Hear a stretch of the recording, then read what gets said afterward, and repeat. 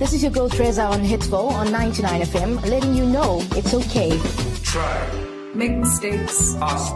I am Facebo and I'm going to be with you for quite a while. Thank you so much for joining us here on your inspiration station where we let you know. There's no easy money. There's no easy job. There's no easy life. 99 FM. Do the work.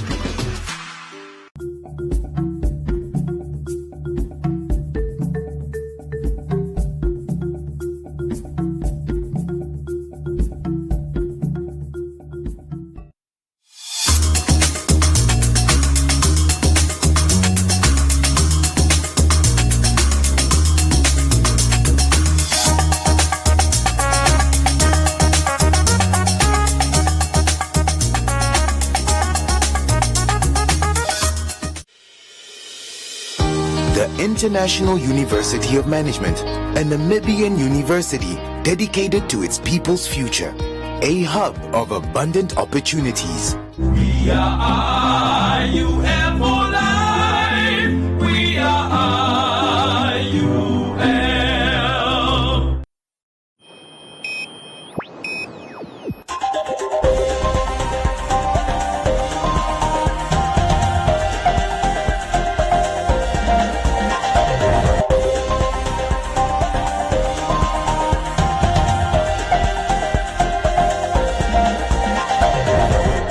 Good evening and welcome to Today on One. I'm Maggie Forciero. In the news tonight, One Earth, numerous owners calling for the removal of the red line sparks debate. Namibian and German governments are taking the genocide victims for granted, says Ngaringombe. Home Affairs to delay non-urgent applications. And Roundup, Comments Corner, Business on One, Sports and the weather.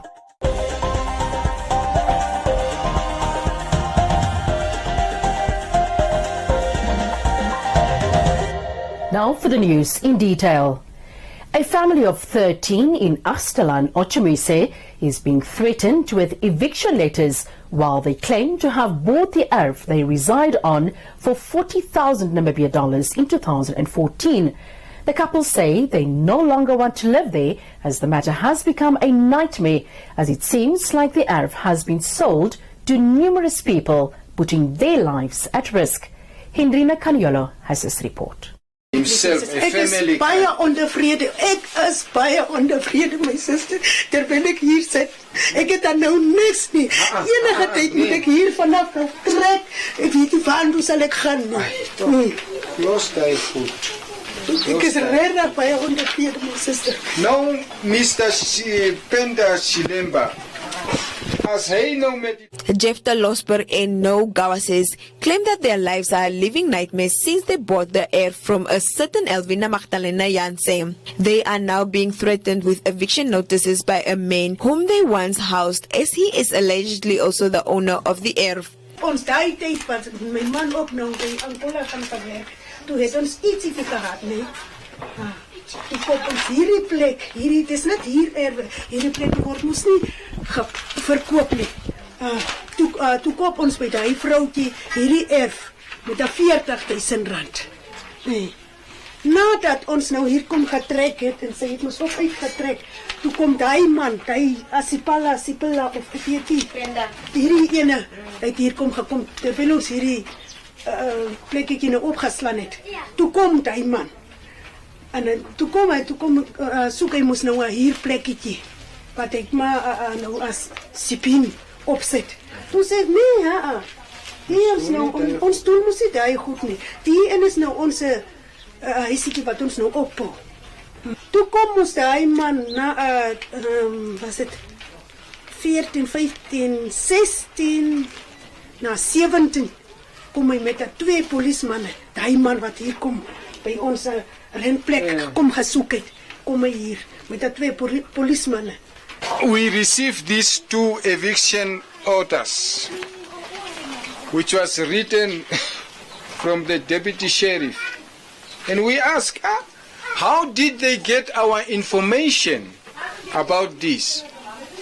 But Mr. Awanga was the one who give our names and everything, the details of the years and those things. It was in his file. Instead of solving that problem for us, he gave our information to the deputy sheriff or the lawyer of Mr. Chilemba. But after this letter, I go on and go to Namibian newspaper and I give it in because of the false documents Mr. Chilemba have delivered to me. He delivered this letter from city of Windhoek. As the newspaper was saying, there is no loco, nothing has been signed. I go back to Mr. Leon in Katatura municipality area, whereby Mr. Leon have make a copies of this document, and he said he will put it in the file.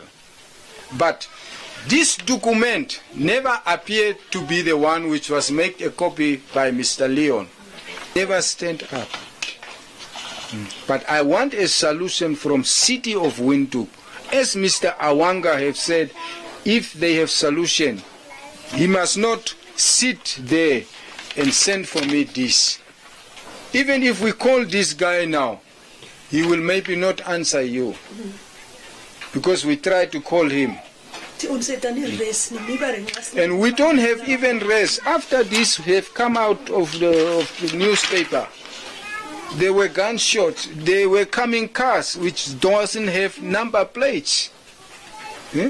How can you identify it? I reported to the police, I reported to the councillor.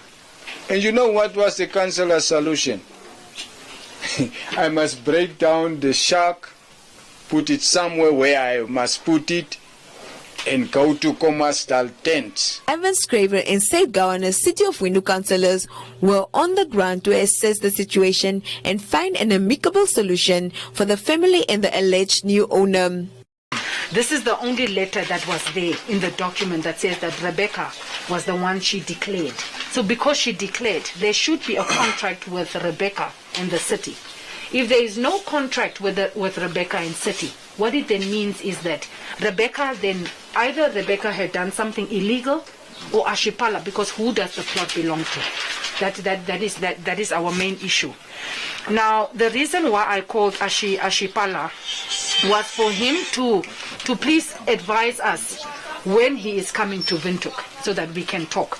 He said he doesn't know when, but he would advise us when he's going to come. He still has not gotten back to me. He doesn't know when, but he would advise us when he's going to come. He still has not gotten back to me. What I advised them was, do not stress or panic at the stage of time, because what we want to do is we want to get them and Mr. Ashipala together and then ask Mr. Ashipala, okay, you urgently want this plot if it belongs to you, but there's an investigation that's going. Can we just have the stay on the eviction notice and then we deal with the matter? Such events is just a clear example, and it's very evident that on a daily basis our people are really suffering. This is reality. Campaign season is gone. We are not campaigning here. This is what we must deal with on a daily basis. That is why we are here as elected councillors, or elected by the people, to be here with them. So and it should be noted on record that we are not here to obstruct justice.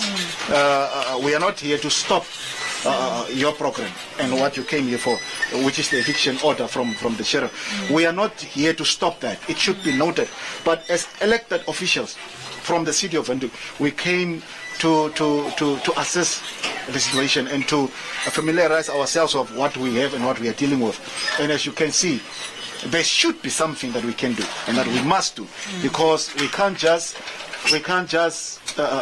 be okay. No leader should be okay with people being evicted. Nobody. It's winter. We are at the peak of winter. Look there, young children, infants there, and now we must put these children on the street. How do we go to sleep at night? as elected people. Today on One is pleading with Elvina Magdalena Janse to contact the following numbers: 081 34 63 983 or Today on One at 081 166 1838 or visit the Komastal Constituency Council office and report herself. This is an urgent matter that can only be solved once the parties meet and find an amicable solution.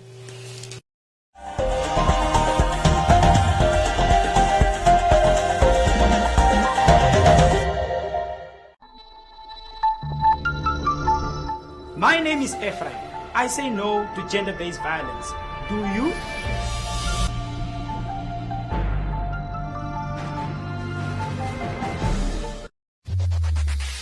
Win free airtime with hashtag #LearnOnOne. Share your comments on the lessons. WhatsApp your feedback, name and town to 081 200 6659. Hashtag #LearnOnOne. Invite learning in.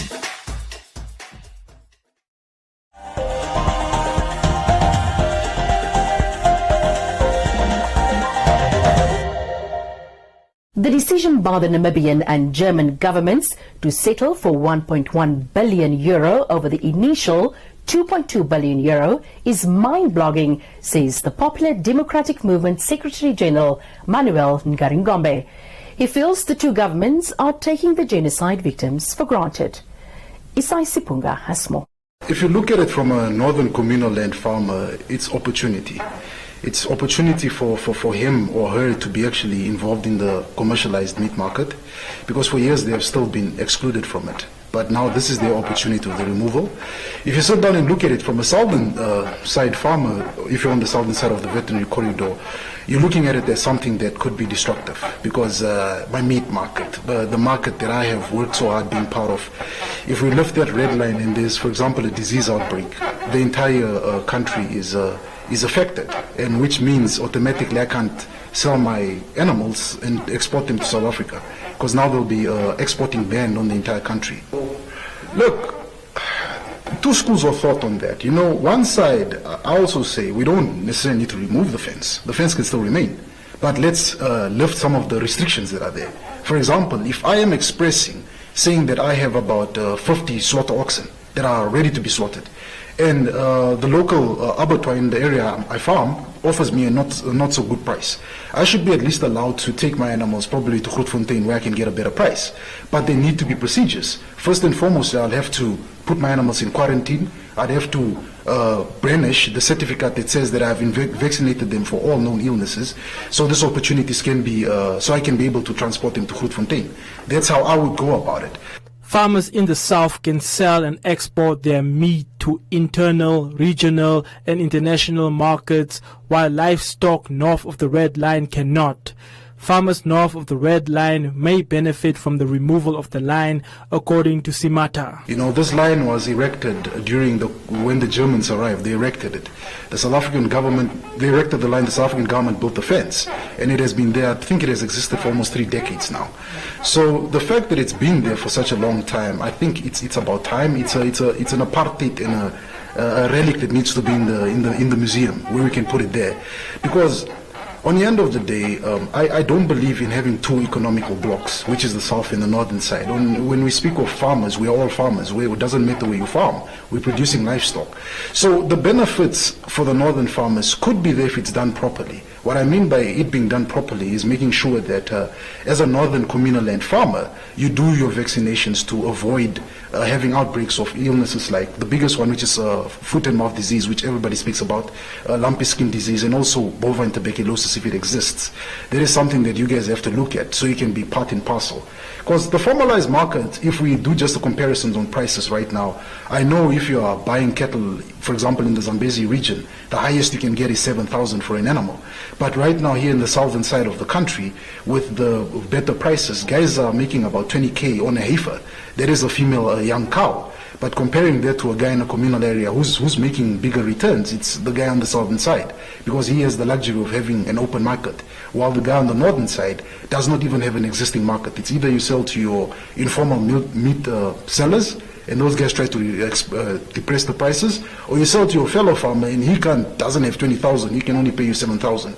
Simata is urging southern farmers to aid those who are affected by the red line and cooperate in the search for answers.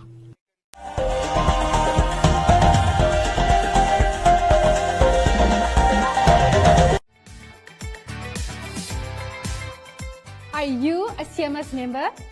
With HospiCash 100, you can get up to 100,000 Namibian dollars cover with a 30,000 limit per event from as little as 100 Namibian dollars a month.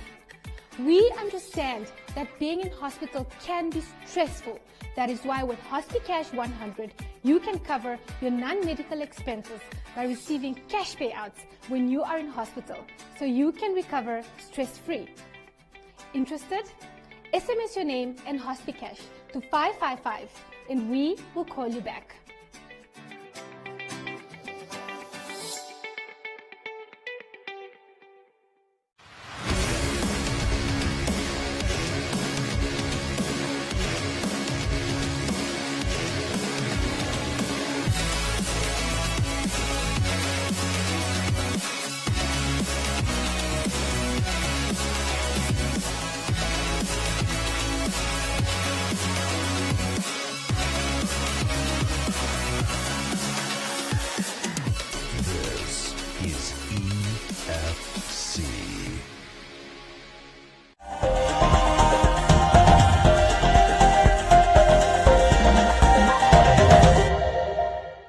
The red line, also known as the veterinary cordon fence, is a pest exclusion fence that runs through northern Namibia, separating it from the rest of the country. Job Amupanda, the chief activist for the Affirmative Repositioning Movement AR, stirred a national debate when he advocated for the barrier to be removed.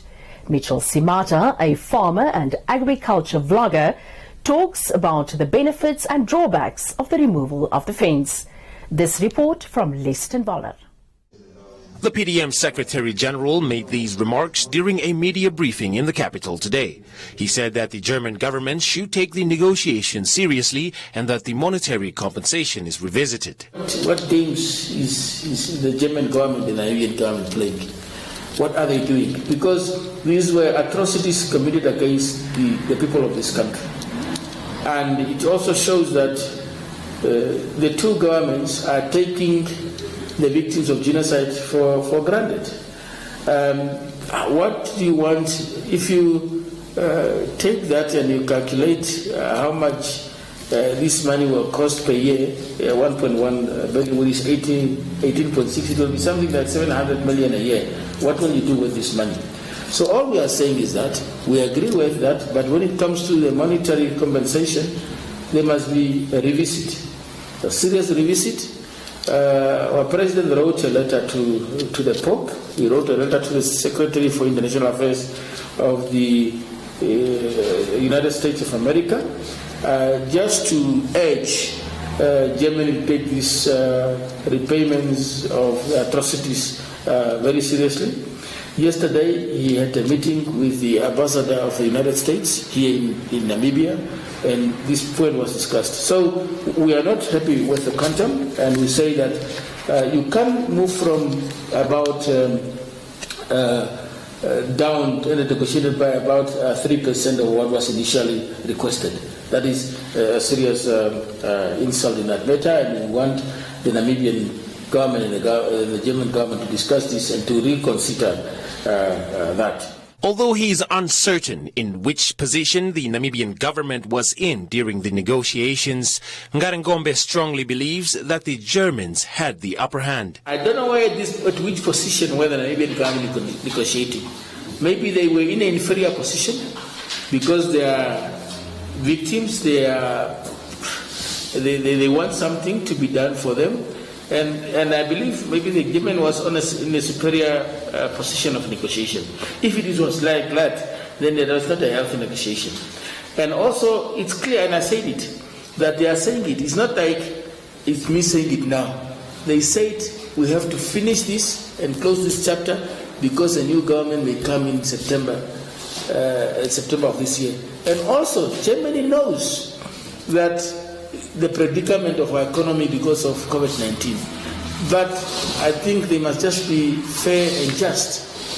Ngaringombe says in addition to a satisfactory monetary compensation, the German government should meet with the relatives of the genocide victims and give a genuine apology, even though Germany could get a new government in the upcoming 2021 federal elections in September. The Ministry of Home Affairs, Immigration, Safety and Security is urging members of the public who are not in urgent need of national documents which require physical contact to delay such applications after the ministry registered 10 positive COVID-19 cases amongst its staff members in the past 3 weeks. Salma Tapapi has more. The ministry notes that the 10 staff members who tested positive for the novel coronavirus are those who handle ID applications which required physical contact. Thus, the ministry is calling on members of the public to delay such applications. The Ministry of Home Affairs, Immigration, Safety and Security has placed importance to COVID-19, the adherence to the health regulations, and for the past 3 weeks we have recorded about 10 positive COVID-19 cases amongst our staff members across the country, and the situation is worrisome. Hence, we are advising our very important and valuable customers that for the non-agency documents, they should just delay in coming to our offices countrywide while we are trying to contain the spread of COVID-19. Cases such as application for IDs can be delayed because as where fiscal conduct is, and we have seen for the past 3 weeks that staff members that have tested positive for COVID-19 are those that are handling ID applications, because it requires them to touch the applicants, hence compromising the both staff and applicants' health. The ministry has in this regard put in place safety measures such as the closure of 4 of its offices to allow for disinfection and fumigation, adding that the delaying of non-urgent applications should continue for the next 2 months. Currently, we have got about 4 offices that are closed. We have Commerce Regional Office is closed. We have office in Rhino Park Hospital is closed. We have Oshana Regional Office in Oshana region is closed, and we have Ondangwa in Oshana region, which is also closed. So the trend, if it is not well managed, is that all our offices might be closed because of the COVID-19. As we speak, those offices have already been disinfected or fumigated. We do it within 3 days upon a positive case has been registered, just to be in compliance with the health regulations. And we are acting according to the new health regulation in place. And we are monitoring the situation. As soon as the situation improves to the better, then I will again announce to the public members that they should now start coming in a big number. But the time frame we are measuring this month, June and July, being the most months of the year that are cold is prevalent. So we at least they should just stay home for now. But for emergency purposes, yes. Ministry notes that its Commerce Regional and Ondangwa offices will be reopened this Thursday, and its Oshana office will be reopened next Monday.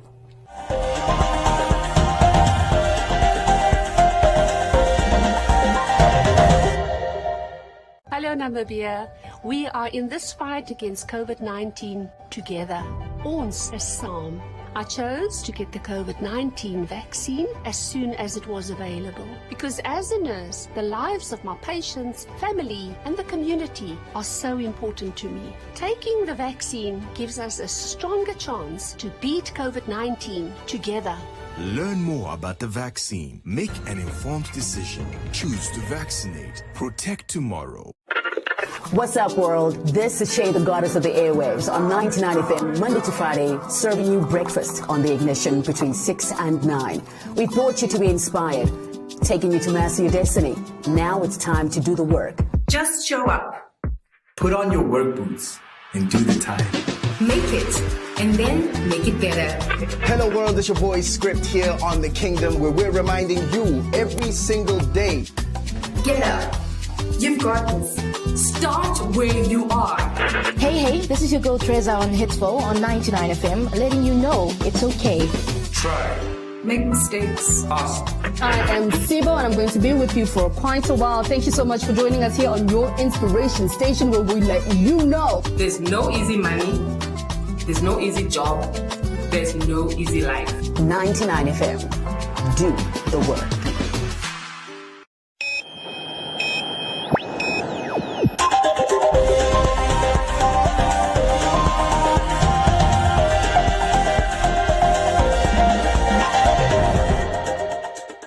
In other leading stories, the Directorate of Veterinary Services under the Ministry of Agriculture, Water and Land Reform has confirmed a foot and mouth disease outbreak at Casino Village in Kasiku area of Zambezi region.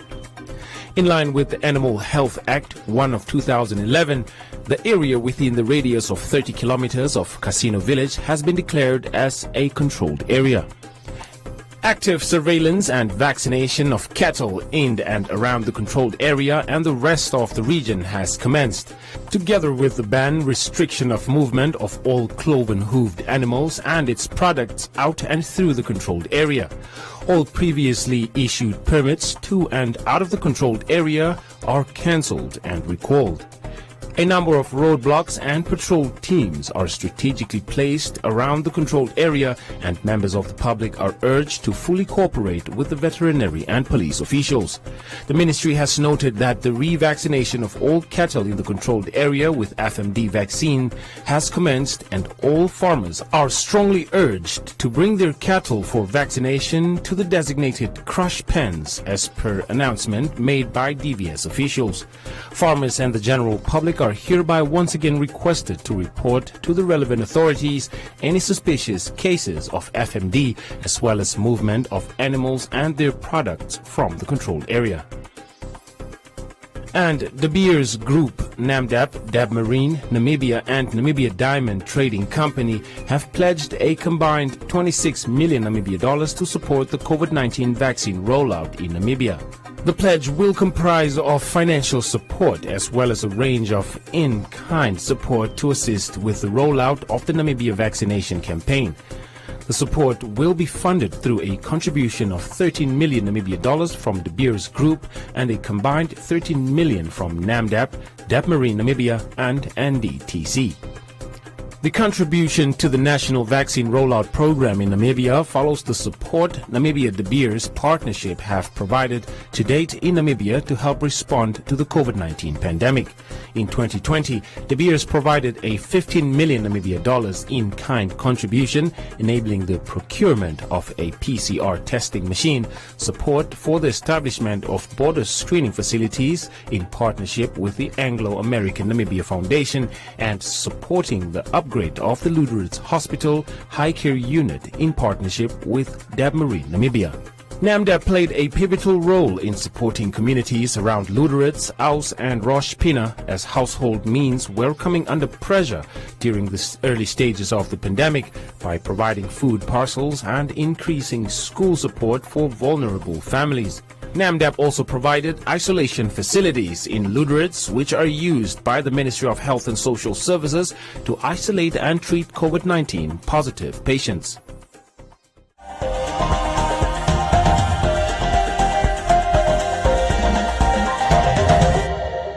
Akili, akili, akili, akili. Let's chase the germs away. Let's chase the germs away. By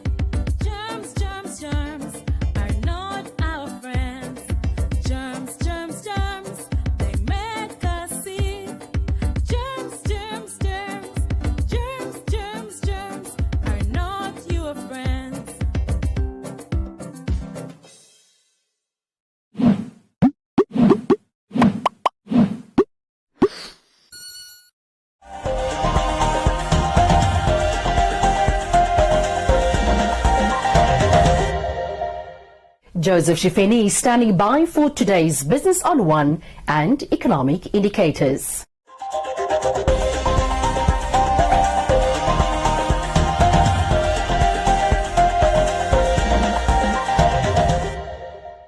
Welcome to Business on One. I'm Joseph Shifeni.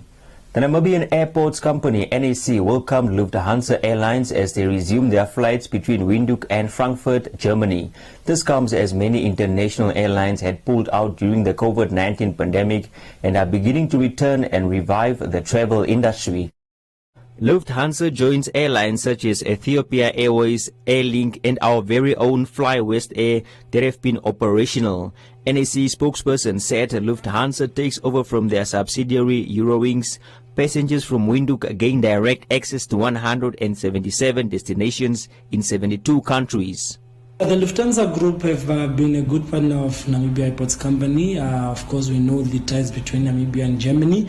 And Lufthansa Airlines under the Lufthansa Group have now taken over the Eurowings spot at the International Airport of Seakutako.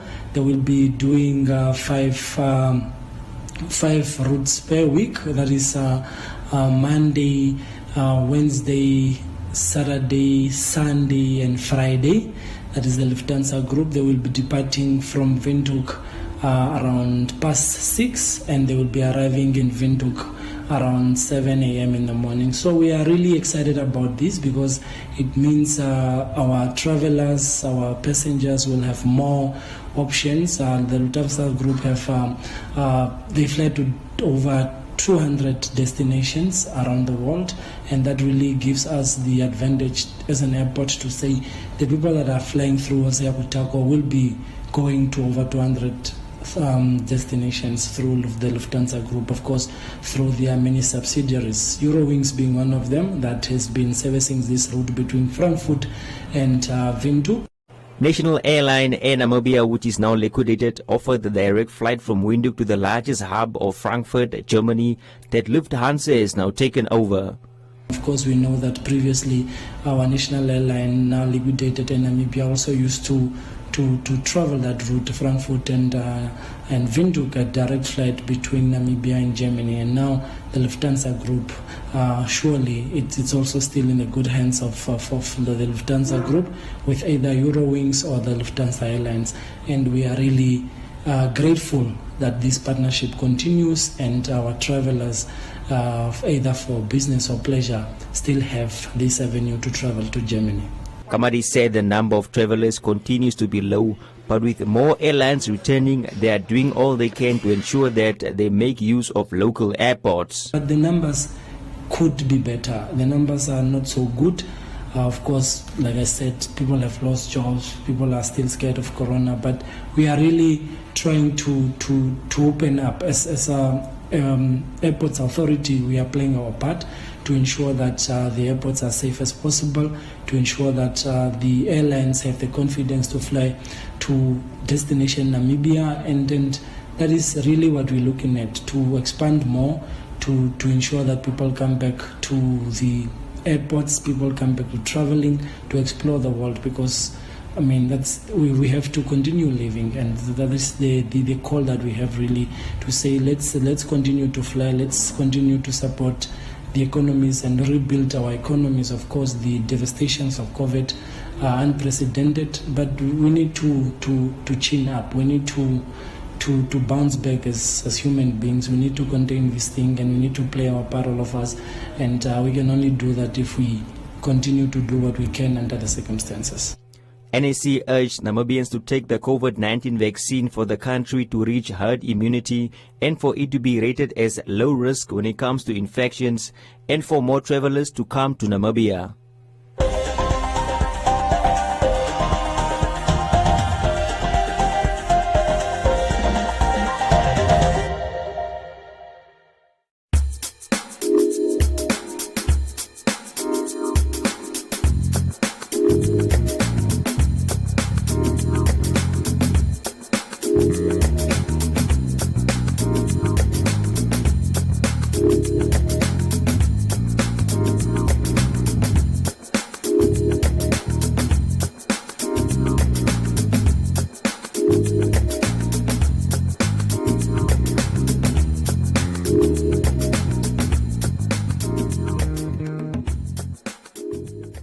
And that is all we have for you. Join us again next time for another edition of Business on One.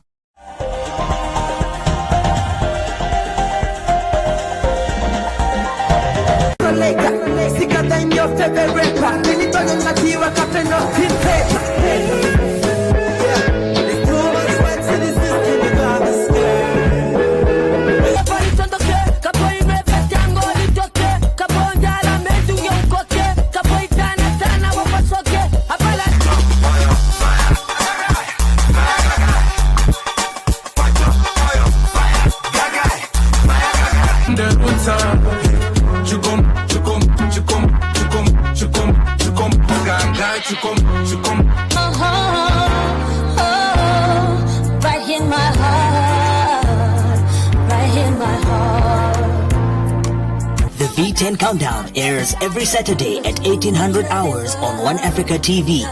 Vote for your favorite music video by SMSing the song's name followed by V10 to 10010. Make sure that you add a space between the song name and V10. For example, Omapenda Fule space V10.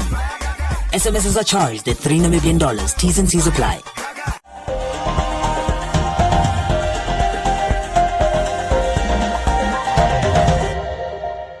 Now we look at Comments Corner, your daily dose of comments from the hottest social media pages. 63% of Namibians believe that prayer is more effective than a vaccine would be in preventing COVID-19 infection. This is according to the latest telephone survey findings conducted by Afrobarometer on public attitudes and behavior with respect to their views on COVID-19. Margaret says she does not trust the Chinese vaccine. Francis agrees that prayer is more effective. Schizo says it is because they have no faith in the regime. While Jacob noted that he believes in both as the virus is real and kills. That is all from Comments Corner. Be sure to post your comments on our social media pages for broadcast every day only on Today on One.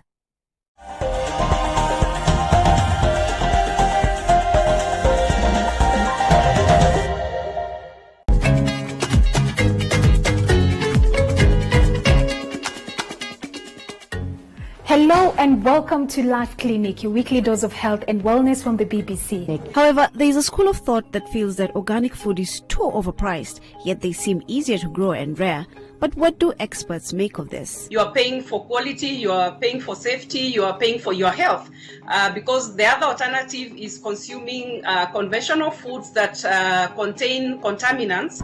For those who choose to shave, let's say using clippers or a razor, use those that are specifically made for the genital area. So they're very different from the ones for the face or for the rest of the body, because in terms of shape and the angle, it sort of helps it so that you don't cut yourself in the process. Should I be concerned about getting a prostate check? We as healthcare providers are first and foremost concerned about the prostate because it's one of the contributors of a silent disease. Silent disease meaning prostate cancer. Prostate cancer is one of the main killers, not only locally, but globally. So everybody experiences anxiety.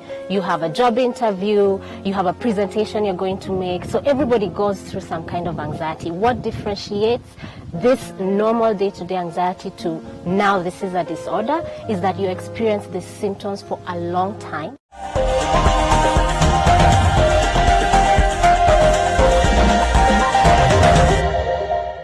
Time now for today's sports update with Chairo Musiandaka.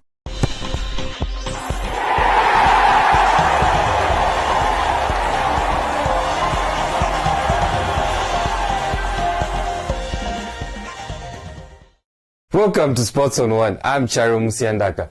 The Namibia Athletes Commission and the Namibia Olympians Association recently hosted an Athletes Ambassador workshop in the capital. The two sessions attended by retired Olympians and active elite athletes provided information on being an ambassador for the country as well as how to market an individual through social media. Let's cross over to Castro Lumbu, who has more on this story. Marketing yourself as an athlete is very significant in an athlete's career. Thus, the Namibia Athletes Commission and the Namibia Olympians Association hosted an athletes workshop in order to explain the importance of marketing and handling media. So today's event was the first event that we facilitated from the Namibian Olympians Association, and we've combined efforts with the Namibian Athletes Commission as well as the Namibian National Olympic Committee to incorporate something that would be of value for both retired athletes, current athletes, and also for our current Olympians that are going to Tokyo within the next month. And the main topic of today's workshop was linked to how you are as an ambassador, so how do you present your country and yourself, and attached with that is how you manage media, social media, how do you market yourself, how do you brand yourself, and all of that in our view it was a nice perspective to help existing athletes deal with the media pressure, and we know there's a lot of it going on worldwide, but also for the retired athletes to understand how they can still make an impact and how they can still sell and brand themselves to make an impact in the community. And we had this discussion this morning how fearful and how threatening the athletes sometimes perceive the media to be. There's a lot of anxiety, and it's a process to teach athletes that confidence to engage with the media on their terms, and that was part of today's session as well. It's very, very important because every time people are scared of they being asked the wrong question, they don't come across very confident, and that's part of building the confidence for the athletes to not have that stressful fear factor, but to actually engage with the media more professionally and also in a level that they are comfortable with. In attendance was Namibia's para-athlete Ananias Shikongo and boxer Jonas Juniors, who commended the Namibia Olympians Association for the initiative. Despite the COVID-19 pandemic, Shikongo and Jonas said that preparations towards the games are going well and they are ready to represent the country. For the for the session today, it was a nice thing to educate like athletes when you become the professional athletes. So we need to know our value, and we know like to know yourself and who you are and to think about your future. So we really train many things that make us like to just open our doors. The preparation to Tokyo is going somehow. It's not, I cannot say it's going 100%, because so far you can see due to Corona or everything is like going down, and also the preparation for this time just depending on the foundation, Sport on the Move Foundation in Paralympic. They are trying to help us there and then. But so far we are pull up the socks, because if you qualify for the competition, it's not our first time to qualify for the Tokyo, for the Paralympic. So then I have to make sure that I have to defeat my title. Even I'm not going to run my 200 meter. There's other event like I'm facing 400 and 100 meters. So I'm really happy. A lot of importance here, but this is something I already went through. You know, I know all of this, but you just have to attend. But then I know all the rules and regulations to follow. With my training, everything is scheduled, and I think we shall be leaving within a week or two. I don't know whether it's to the United States or Russia, and everything is in line. I'm ready, so I'm just waiting for the date, and it's time to leave. I've looked into the guys, you know, the opponents and all that, but I'm not seeing much of a competition now. Yeah, my only competition is myself, and that's basically it. Despite recent calls from the Japanese people to cancel or postpone the games due to the ongoing unprecedented pandemic, Japanese ambassador to Namibia from Japan, Hideaki Harada, at the event showed confidence that his country is ready to successfully host the Tokyo 2020 Games, assuring that the games will go on as planned. Well, that's all we have for you tonight. Join us again tomorrow for Sports on One, and don't forget to follow us on our social media pages. Back to you, Maggie. Thank you, Charo, for updating us on the latest in sports. Now a look at the weather forecast. First, an advisory from the Windhoek Met office. Cool, wet and windy conditions are expected in the Karas region tomorrow, so please take the necessary precautions. The interior will be cool at first, otherwise partly cloudy and mild to warm with showers in the Karas region in places. A fresh to strong westerly wind in the interior. The coast will be partly cloudy and mild to warm with showers in the south. Wind will be moderate to fresh westerly. Now let's have a look at the minimum and maximum temperatures.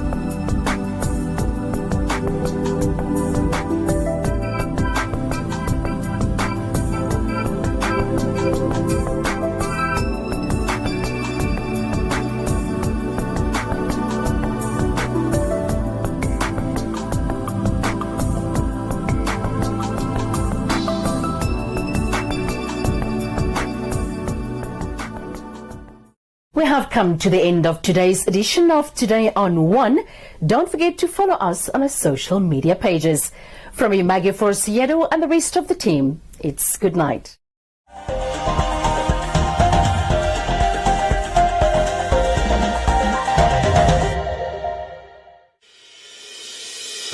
The International University of Management, a Namibian university dedicated to its people's future. A hub of abundant opportunities. We are IUM for life. We are IUM.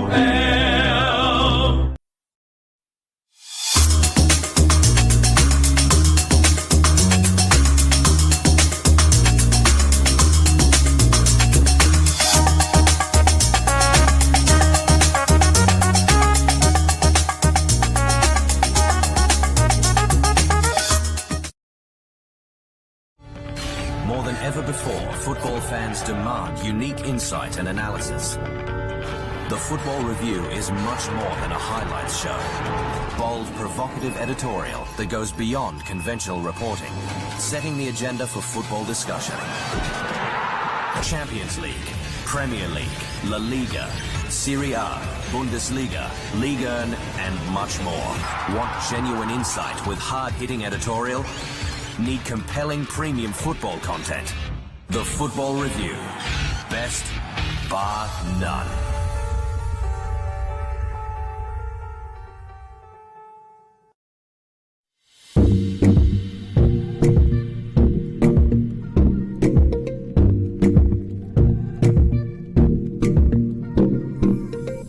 Hi beautiful souls, this is Nikita Winkler and I am here to share easy tools for stretching that you can do just about anywhere.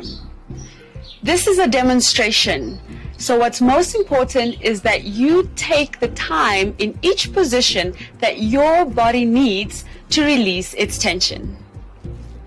In this session, we will stretch the hips. What you'll need are yoga blocks or books, thick books, or pillows, especially if you have tight hips. You can do this on a mat, on the floor, on a blanket, or even in your bed. Let's get started. So we're going to start on the floor with the soles of our feet together. I'm going to grab around the feet. This is a butterfly position. So in order to warm up the hips, I'm just going to flap the butterfly wings. And again, take your time. I'm going to lean forward, and here, again, if the hips are too tight, you can place your blocks, books, or pillows underneath. You might even feel a stretch in the back here. From this position, I'm going to take one arm right behind me, not too far from my body. The other arm, inhale, exhale, press the hip open. And come back to center. Change. One arm right behind me to lengthen the spine, the other hand on the knee. Inhale, exhale, press the hip open. And back to center. Now we're going to lie down on the floor. And first, before I get started, I have to make sure that my body, my spine is in alignment. I'm going to just open up the neck area.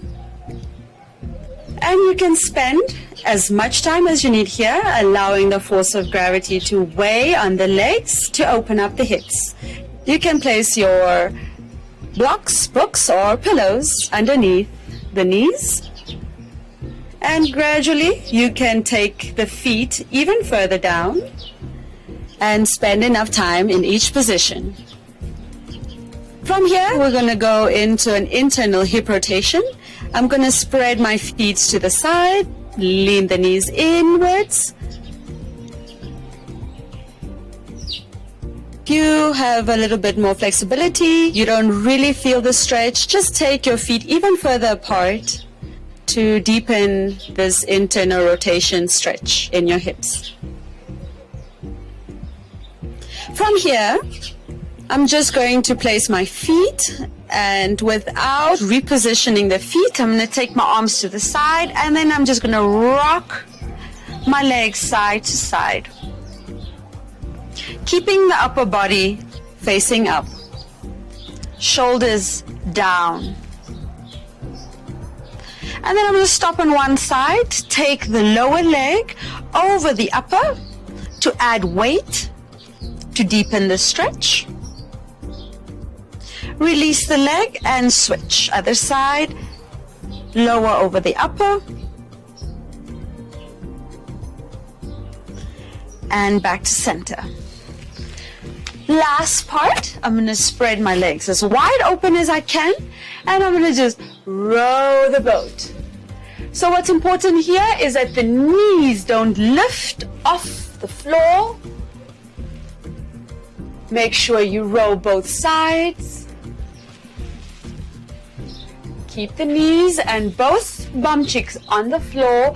Alternatively, you can just lean forward. You can hang out on the pillow. Take your time on the blocks or on your books. And that is it. Thank you for joining me. Don't forget to breathe into your stretches, and happy stretching.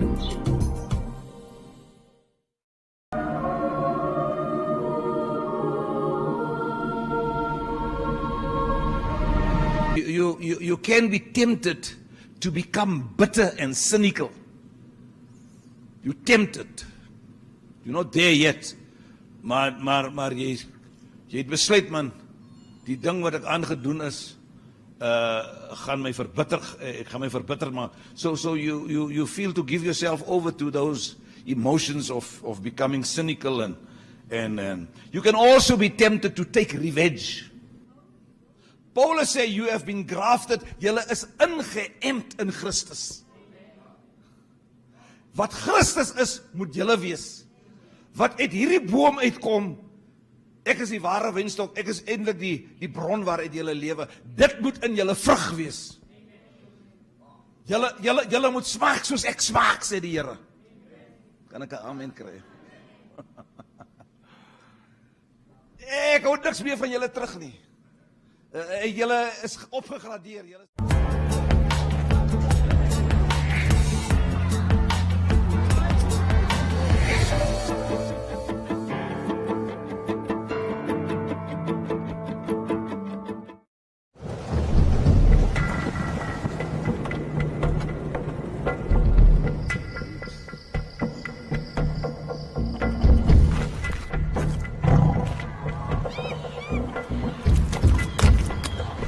India's Ranthambore Reserve in Rajasthan is home to the rare Bengal tigers.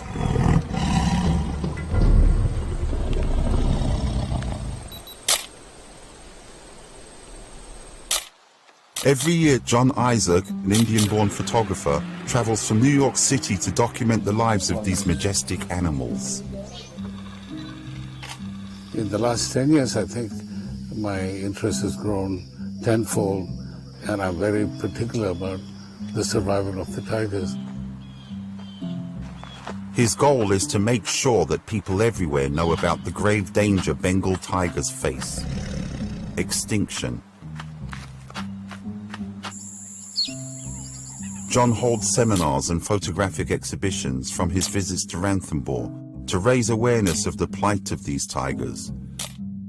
He's currently working on a book to document their dilemma due to an increasing human population encroaching on their territory.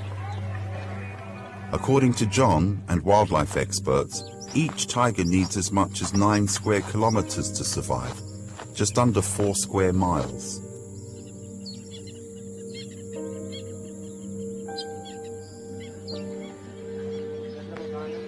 The relationship between tigers and people has always been difficult, but now, with much less territory to roam, tigers often wander into human settlements. The conflict between the villagers and the tigers has always been there. And then government tries to compensate. If a tiger kills a goat or a cow, they pay a certain amount to the villagers. In the past, tigers used migration corridors or routes followed by wildlife for travel between summer and winter habitats. Now these pathways have been taken over by people who use them as living quarters and to reap firewood. We are trying to work with the communities living around and trying to reduce their forest dependency so that we can conserve this corridor patch for the smooth and easy movement of tigers. Jamuna Devi, a farmer, lives near one of the migratory corridors. She used to depend on the forest for grazing pastures. Now, thanks to a World Wildlife Fund initiative, Jamuna no longer needs to rely on the forest for her family's survival. The secret? Introducing new alternative crops closer to her home. गई साल बोया हमने खुद ने और ये तो अभी ये गई साल बोया है ये आया हुआ कांदा है हम 25 रोज को तो तारीख को तो बोया ही है और रोज में अंतर तो आगा भूलने लगा. The success of this project has led to even more changes.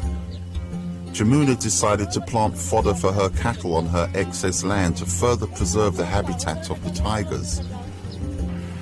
She has also switched to cooking gas so that she doesn't have to collect forest wood for fuel.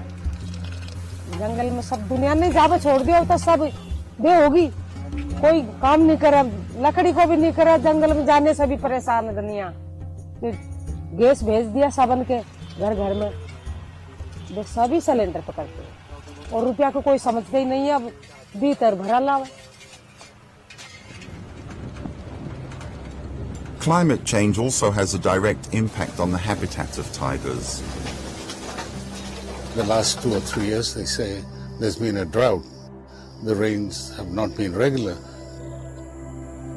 Climate change is a serious problem in this country, even it's in the continent. So keeping these forest areas alive and protected is the only solution. This year we have raised a nursery of 10,000 saplings. Forest department have shown their interest. They bought around 2,000, 3,000 saplings. The idea is to plant new trees to replace those lost to severe weather conditions and human activity.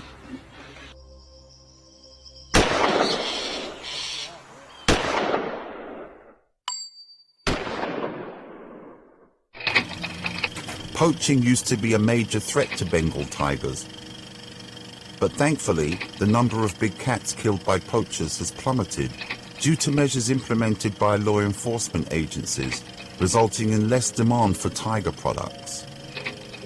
Especially the introduction of camera traps and digital apps, which automatically take photos of moving tigers and suspicious persons moving around in the forest. Every time I hear something like that, I feel so good, in some ways, some things are working. And so this is what drives me to come and do this. In my lifetime, if the tigers are extinct, I don't know how I'll handle that.